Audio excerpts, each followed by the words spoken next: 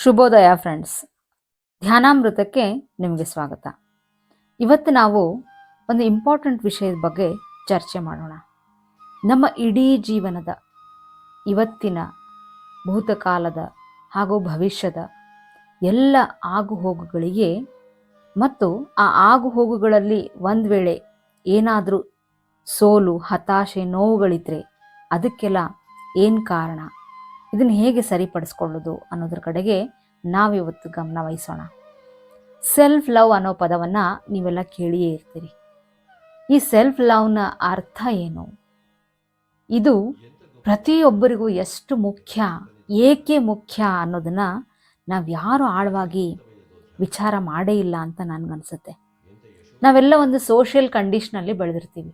ಅಂದರೆ ಮಗು ಹುಟ್ಟಿದ ಮೇಲೆ ಸಮಾಜದ, ಮನೆಯ, ತನ್ನ ಒಂದು ಆಪ್ತ ವರ್ಗದ ಅವರವರ ಆಲೋಚನೆಗಳನ್ನು ತನ್ನ ಆಲೋಚನೆಗಳನ್ನಾಗಿ ಮಾಡಿಕೊಂಡು ಅವರವರ ಸಿದ್ಧಾಂತಗಳನ್ನು ಮಗು ತನ್ನ ಸಿದ್ಧಾಂತಗಳನ್ನಾಗಿ ಮಾಡಿಕೊಂಡು ಬೆಳೆದು ಮನುಷ್ಯ ಆಗ್ತಾನೆ. ಇದನ್ನೇ ನಾನು ಸೋಷಿಯಲ್ ಕಂಡೀಷನಿಂಗ್ ಅಂತ ಹೇಳಿದ್ದು.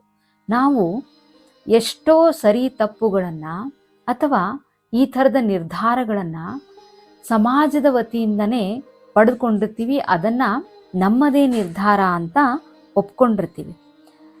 ನಿಮಗೆಲ್ಲ ಚಿಕ್ಕಂದಿಂದನೂ ಹೇಳ್ಕೊಟ್ಟಿರ್ತಾರೆ, ನಾವು ಯಾವಾಗಲೂ ಇನ್ನೊಬ್ಬರನ್ನ ಪ್ರೀತಿಯಿಂದ ನೋಡಬೇಕು, ಬೇರೆಯವ್ರಿಗೆ ಪ್ರೀತಿ ತೋರಿಸ್ಬೇಕು, ಕರುಣೆ ತೋರಿಸ್ಬೇಕು ಅಂತ.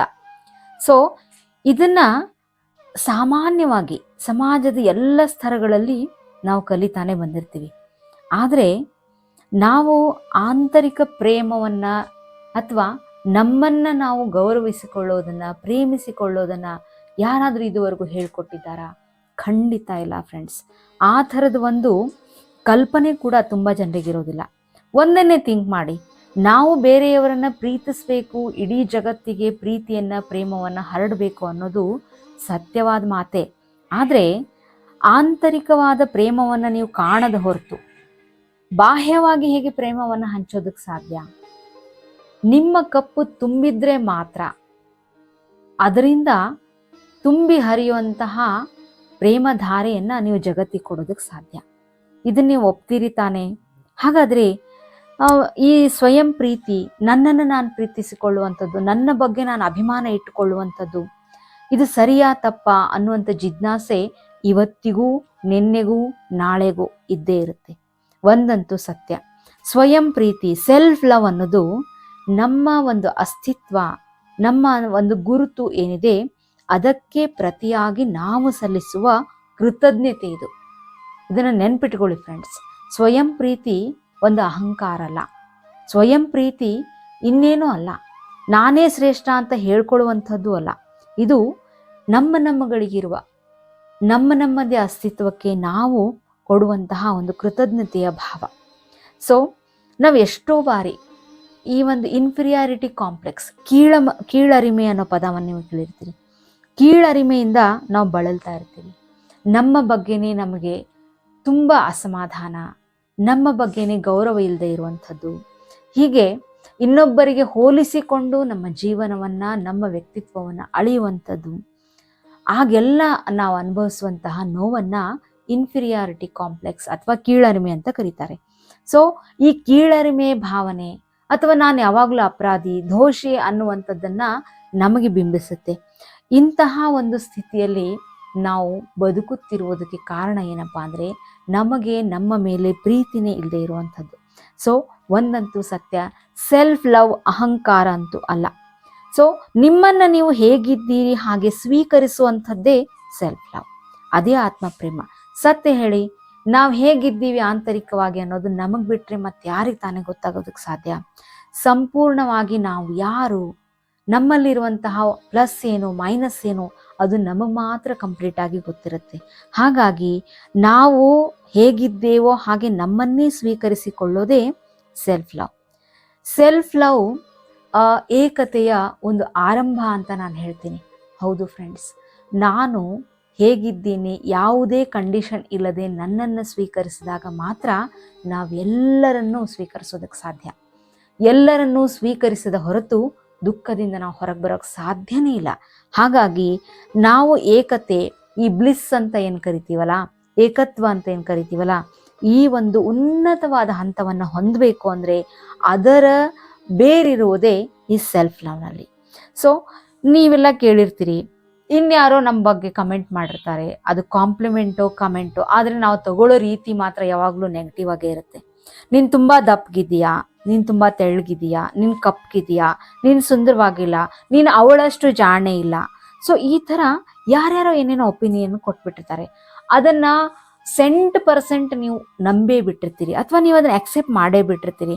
ನಿಜ ಹೇಳಿ, ಸೆಲ್ಫ್ ಲವ್ನಿಂದ ನಾವು ಏನನ್ನು ತಿಳ್ಕೋಬೇಕು, ನಮ್ಮನ್ನು ನಾವು ಯಾವಾಗ ಪ್ರೀತಿಸೋದಕ್ಕೆ ಪ್ರಾರಂಭ ಮಾಡ್ತೀವಿ, ಆವಾಗ ನಾವು ಇನ್ನೊಬ್ಬರಂತೆ ಆಗಬೇಕಾಗಿಲ್ಲ ಅನ್ನುವಂತಹ ಅಪ್ರತಿಮವಾದ ಸತ್ಯವೊಂದನ್ನು ನಾವು ಅರ್ಥಕೊಳ್ತೀವಿ. ಪ್ರಪಂಚದಲ್ಲಿ ಈ ಸುಂದರವಾದ ಪ್ರಕೃತಿಯಲ್ಲಿ ಎಷ್ಟೊಂದು ಹೂಗಳನ್ನು ನೀವೆಲ್ಲ ನೋಡಿದ್ದೀರಿ. ಒಂದು ಹೂವು ಇನ್ನೊಂದು ಹೂವಿನಂತೆ ಆಗಬೇಕು ಅಂತ ಯಾವಾಗಲೂ ಹೊರಡೋದಿಲ್ಲ. ಒಂದು ಹೂವಿಗಿಂತ ಇನ್ನೊಂದು ಹೂವು ಯಾವಾಗಲೂ ಡಿಫ್ರೆಂಟ್ ಆಗೇನೆ ಇರುತ್ತೆ, ವಿಭಿನ್ನವಾಗಿಯೇ ಇರುತ್ತೆ. ಬಣ್ಣ, ರೂಪ, ಅದರಲ್ಲಿ ಇರ್ತಕ್ಕಂಥ ಪ್ರತಿಯೊಂದು ಭಾಗ, ಒಂದು ಎಸಳಾಗಿರ್ಬೋದು, ಅದರ ಸುವಾಸನೆ ಆಗಿರ್ಬೋದು, ಅದು ಆ ಹೂ ಅರಳುವಂಥ ಜಾಗ ಆಗಿರ್ಬೋದು, ಹೊತ್ತಾಗಿರ್ಬೋದು, ಆ ರೀತಿ ಆಗಿರ್ಬೋದು. ಸೊ ಪ್ರತಿಯೊಂದು ಕೂಡ ಒಂದು ಹೂವು ಇನ್ನೊಂದು ಹೂವಿಗಿಂತ ಸದಾಕಾಲ ವಿಭಿನ್ನ ಮತ್ತು ಅದು ಯುನಿಕ್ ಆಗಿರುತ್ತೆ. ಒಂದು ಹೂವಿನ ಥರ ಇನ್ನೊಂದು ಹೂವು ಜಗತ್ತಿನಲ್ಲಿ ಇಲ್ಲವೇ ಇಲ್ಲ. ಸೊ ಇದನ್ನೇ ತಿಳ್ಕೊಳ್ಳಿ, ನಾವು ಕೂಡ ಯುನಿಕ್ ಆಗಿ ಇರೋದಕ್ಕೆ ಸಾಧ್ಯ. ನಾವು ಹೇಗೆ ಇನ್ನೊಬ್ಬರಾಗೋದಕ್ಕೆ ಸಾಧ್ಯ? ಹಾಗಾಗಿ ಈ ಸತ್ಯವನ್ನು, ಪ್ರಕೃತಿಯನ್ನು ನೋಡಿ ಕೂಡ ನಾವು ಕಲಿಬಹುದು. ಎಲ್ಲವೂ ನಮ್ಮ ಬಳಿ ಇದೆ. ಸೊ ಪರಿಪೂರ್ಣತೆ, ಎಲ್ಲವೂ ನಮ್ಮ ಬಳಿ ಇದೆ ಅನ್ನುವಂತಹ ಸ್ವೀಕೃತಿಯ ಮನೋಭಾವವೇ ಪರಿಪೂರ್ಣತೆಯನ್ನು ತಂದುಕೊಡುತ್ತೆ.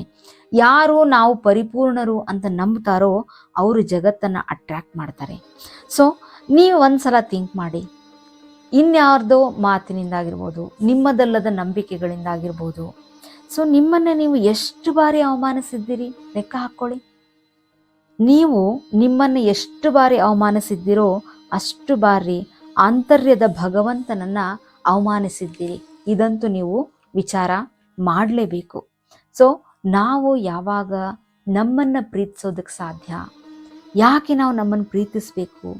ಅಂತರಂಗದ ಪ್ರಯಾಣ ಮಾಡಬೇಕು. ನಾವು ಏನೆಲ್ಲ ಸಾಧನೆಗಳನ್ನು ಮಾಡಬೇಕು, ಮೋಕ್ಷದತ್ತ ಹೋಗಬೇಕು, ಆಂತರ್ಯದ ಆತ್ಮ ಸಾಕ್ಷಾತ್ಕಾರವನ್ನು ನಾವು ಪಡಿಬೇಕು ಅಂತೆಲ್ಲ ನಾವು ಬಯಸ್ತೀವಲ್ಲ.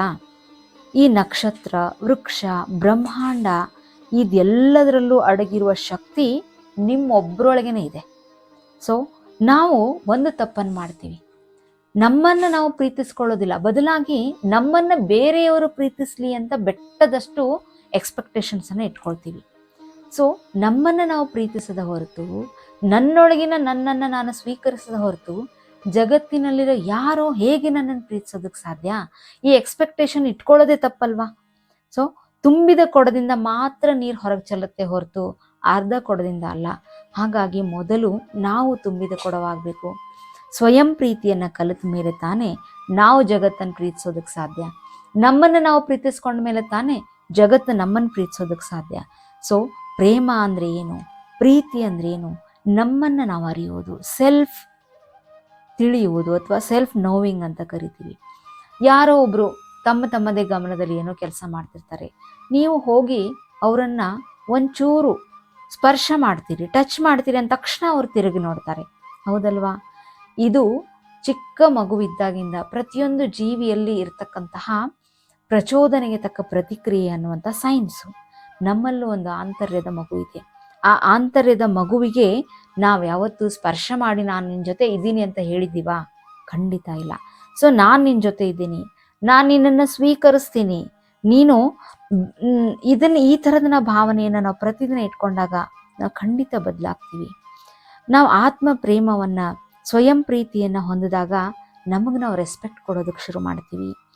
ನಿಮಗೊಂದು ವಿಚಾರ ಗೊತ್ತಾ? ನಾವು ದೇಹವನ್ನು ಹೊತ್ತು ಬಂದಿದ್ದೀವಲ್ಲ, ಈ ದೇಹಕ್ಕೆ ನಾವು ಎಷ್ಟು ಬೆಲೆ ಕೊಟ್ಟಿದ್ದೀವಿ? ನಮ್ಮ ದೇಹವನ್ನು ತುಂಬ ಜನ ತುಂಬ ಸಲ ಒಂದು ಪಾಪದ ಸಾಧನ ಅನ್ನುವಂತೆಯೇ ನೋಡ್ತಾರೆ. ಆದರೆ ಈ ದೇಹಕ್ಕೊಂದು ರೆಸ್ಪೆಕ್ಟ್, ಇದಕ್ಕೊಂದು ಸೆಲ್ಫ್ ಗ್ರ್ಯಾಟಿಟ್ಯೂಡನ್ನು ನಾವು ಯಾವತ್ತಾದರೂ ಹೇಳಿದ್ದೀವ? ದಯವಿಟ್ಟು ಫ್ರೆಂಡ್ಸ್, ನೀವು ನಿಮ್ಮ ದೇಹದ ಪರವಾಗಿ ಪ್ರತಿ ದಿವಸ ಒಂದು ಬಾರಿಯಾದರೂ ಕೃತಜ್ಞತಾ ಭಾವನೆಯನ್ನು ಸಲ್ಲಿಸಿ. ಸೆಲ್ಫ್ ಲವ್ ಅನ್ನೋದು ಒಂದು ಸಹಜವಾದ ಗುಣ ಆಗಬೇಕು. ಆವಾಗ ಮಾತ್ರ ಇದು ಯಾರಲ್ಲಿಯೂ ಕೊರತೆ ಕಂಡು ಬರಂತೆ ನಿಜವಾದ ಜೀವನದ ಪ್ರೀತಿ ಯಶಸ್ಸು ಏನು ಅನ್ನೋದು ಅರ್ಥ ಆಗುತ್ತೆ. ನಾವು ಒಂದು ಪರಂಪರಾಗತ ಸಮಾಜದಲ್ಲಿ ಬೆಳೆದು ಬಂದಿದ್ದೀವಿ. ಆ ಪರಂಪರಾಗತ ಸಮಾಜ ಮೊದಲಿನಿಂದನೂ ಕೊನೆಯವರೆಗೂ ಹೇಳೋದೊಂದನ್ನೇ, ನೀನು ಅಪೂರ್ಣ ಅಂತ. ಅದನ್ನೇ ನಾವು ಕಲ್ತು ಬಿಟ್ಟಿದ್ದೀವಿ ಕೂಡ. ಈ ನಾನು ಅಪೂರ್ಣ ಅನ್ನೋ ಸತ್ಯವನ್ನು ನಾವು ನಂಬಿ ನಮ್ಮನ್ನು ನಾವು ಕಳ್ಕೊಂಡ್ಬಿಟ್ಟಿದ್ದೀವಿ ಫ್ರೆಂಡ್ಸ್. ದಯವಿಟ್ಟು ಧ್ಯಾನಕ್ಕೆ ಕೂತ್ಕೊಳ್ಳಿ, ನಿಮ್ಮನ್ನು ನೀವು ಫೀಲ್ ಮಾಡಿ, ಬೇರೆ ಏನನ್ನು ಹುಡ್ಕೋದಕ್ಕಾಗಿ ಧ್ಯಾನಕ್ಕೆ ಹೋಗಬೇಡಿ. ಸೊ ನಮ್ಮನ್ನು ನಾವು ಆಂತರ್ಯದೊಳಗಿರೋ ನನ್ನೊಳಗಿರುವಂತಹ ಶ್ರೇಷ್ಠತೆಯನ್ನು ನಾನು ಫೀಲ್ ಮಾಡಬೇಕು. ಆಗ ನಮ್ಮ ಜೊತೆ ಯಾರು ಕಾಂಪಿಟೇಷನ್ಗೆ ಇಲ್ಲ ಅನ್ನುವ ಸತ್ಯ ನಮಗೆ ಗೊತ್ತಾಗುತ್ತೆ. ನಾವು ಯಾರ ಜೊತೆ ಕಾಂಪಿಟೇಷನ್ಗೆ ಇಳಿಬೇಕಾಗಿರುವಂತಹ ಯಾವುದೇ ಅಗತ್ಯವೂ ಇಲ್ಲ ಅನ್ನೋ ಸತ್ಯ ನಮಗೆ ಗೊತ್ತಾಗುತ್ತೆ. ಹಾಗಾಗಿ ಸ್ವಯಂ ಪ್ರೀತಿಯಿಂದ ಜಗತ್ತನ್ನು ಆವರಿಸ್ಕೊಳ್ಬೇಕು ನಾವು. ಅದೇ ಏಕತ್ವ. ನಾನು ತಿಳಿಯದ ಹೊರತು ನಾನು ಜಗತ್ತನ್ನು ಹೆಂಗೆ ತಿಳಿತೀನಿ? ಪ್ರೀತಿ ಅನ್ನೋದು ತಿಳುವಳಿಕೆಯಿಂದ ಬರುತ್ತೆ. ತಿಳುವಳಿಕೆ ಅನ್ನೋದು ಆಂತರ್ಯದಿಂದ ಬರುತ್ತೆ. ಆಂತರ್ಯದಲ್ಲಿ ಯಾವಾಗಲೂ ಭಯ, ಹಿಂಜರಿಕೆ, ಅಪರಾಧಿ ಭಾವ ತುಂಬಿಕೊಂಡಿದ್ರೆ ಹೇಗೆ ಸೆಲ್ಫ್ ಲವ್, ಸ್ವಯಂ ಪ್ರೀತಿ ಬರೋದಕ್ಕೆ ಸಾಧ್ಯ?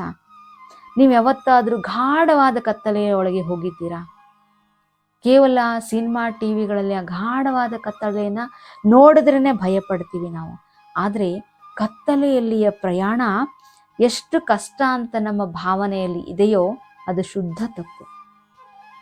ಕತ್ತಲೆಯಲ್ಲಿ ಕಾಲಿಟ್ಟಾಗ ಮಾತ್ರ ಬೆಳಕೊಂದು ನಮ್ಮನ್ನು ಕರ್ಕೊಂಡು ಹೋಗ್ತಾ ಇದೆ ಅನ್ನೋ ಸತ್ಯ ನಮಗೆ ಗೊತ್ತಾಗುತ್ತೆ. ಸೊ ಕತ್ತಲನ್ನು ನಾವು ಅಪ್ಪಿಕೊಳ್ಳೋದನ್ನು ಕಲಿಬೇಕು. ಹಾಗಾಗಿ ನನ್ನ ಎಲ್ಲ ರೂಪಗಳನ್ನು, ನಾನು ಹೇಗೆ ಇರಲಿ, ನಾನು ಎಂಥದ್ದೇ ಗುಣಗಳನ್ನು ಹೊಂದಿರಲಿ, ನನ್ನಲ್ಲಿ ಯಾವುದೇ ವಿಶೇಷತೆಗಳು ಬೇರೆಯವರಂತೆ ಇಲ್ಲ ಅಂತಿರಲಿ ಕೂಡ, ನನ್ನ ಎಲ್ಲ ರೂಪಗಳನ್ನು ನಾನು ಒಪ್ಕೊಳ್ಬೇಕು. ಅದೇ ಪೂರ್ಣತ್ವ. ಸೊ ನಾವು ನಮ್ಮನ್ನು ಅಂಧಕಾರದಲ್ಲಿ, ಕತ್ತಲೆಯಲ್ಲಿ ಒಂದು ಪ್ರಯಾಣ ಮಾಡೋದಕ್ಕೆ ಬಿಡೋದೇ ಇಲ್ಲ. ಯಾಕಂದರೆ ನಮ್ಮ ಬಗ್ಗೆ ನಮಗೊಂದು ಆತ್ಮವಿಶ್ವಾಸದ ಕೊರತೆಯಲ್ಲಿ, ಆಮೇಲೆ ನಾವು ಸ್ವಯಂ ಪ್ರೀತಿಯನ್ನು ಒಂದು ಸ್ವೀಕೃತಿಯಾಗಿ ತಗೊಳ್ಳದೇ ಇರೋ ಕಾರಣ ಈ ಥರ ಆಗುತ್ತೆ. ಆದರೆ ಕತ್ತಲಲ್ಲಿ ನಡೆದಾಗ ಮಾತ್ರ ಗೊತ್ತಾಗೋದು, ಕತ್ತಲಲ್ಲಿ ಯಾವುದೇ ಭಯ ಇಲ್ಲ, ಅಲ್ಲೊಂದು ಶುಭ್ರವಾದ ಬೆಳಕಿದೆ, ಅದು ಸದಾ ನಮ್ಮನ್ನು ಮುನ್ನಡೆಸುತ್ತೆ ಅಂತ. ಸೊ ಸ್ವಯಂ ಪ್ರೀತಿ, ಸೆಲ್ಫ್ ಲವ್ ಅನ್ನುವಂಥದ್ದು ಅಂಧಕಾರದ ಸ್ವೀಕೃತಿ ಫ್ರೆಂಡ್ಸ್. ಆತ್ಮ ಪ್ರೇಮ ಅಂದರೆ ನಮ್ಮನ್ನು ನಾವು ಗೌರವಿಸಿಕೊಳ್ಳೋದು, ಪ್ರೀತಿಸಿಕೊಳ್ಳೋದು ಒಂದು ಸ್ವತಂತ್ರತೆ. ಅದು ನಮ್ಮ ಹಕ್ಕು, ನಮ್ಮ ಸಹಜ ಸ್ವಭಾವ. ಸ್ವಾಭಾವಿಕವಾದ ನಾವು ಏನು ಮೌನವನ್ನು ಒಪ್ಕೊಳ್ತೀವಲ್ಲ, ಅದು ಆಂತರ್ಯದ ಕಡೆಗೆ ನಮ್ಮನ್ನು ತಗೊಂಡ್ಕೊಂಡು ಹೋಗುತ್ತೆ. ಅಸ್ತಿತ್ವದ ಜೊತೆಗೆ ತೃಪ್ತಿಯನ್ನು ಪಡ್ಕೊಳ್ಳೋದಕ್ಕೆ ಹಚ್ಚುತ್ತೆ. ಇದಕ್ಕಾಗಿ ನಾವು ಏನು ಮಾಡಬೇಕು ಅಂತೀರಾ? ಮುಂಜಾನೆ ಕನ್ನಡಿ ಮುಂದೆ ನಿಂದಿರಿ, ಅದ್ರ ಮುಂದೆ ನಿಂತು ನಿಮ್ಮನ್ನೇ ನೋಡಿ ಒಂದು ಬಾರಿ ನಕ್ಬಿಡಿ. ಸೊ ಇದು ನಿಮ್ಮಲ್ಲಿಯ ಅದ್ಭುತವಾದ ಶಕ್ತಿ ಎಂಥದ್ದು ಅಂತ ನಿಮಗೆ ತೋರ್ಪಡಿಸುತ್ತೆ. ಸೊ ಇಂಟರ್ನಲ್ಲಿ ನೀವು ಎಷ್ಟು ಸ್ಟ್ರಾಂಗ್ ಇದ್ದೀರಿ ಅನ್ನುವಂಥದ್ದನ್ನು ಅರಿಯೋದಕ್ಕಾಗಿ ನೀವು ಪ್ರತಿದಿನ ಇದೊಂದು ಕೆಲಸವನ್ನು ಮಾಡಿ.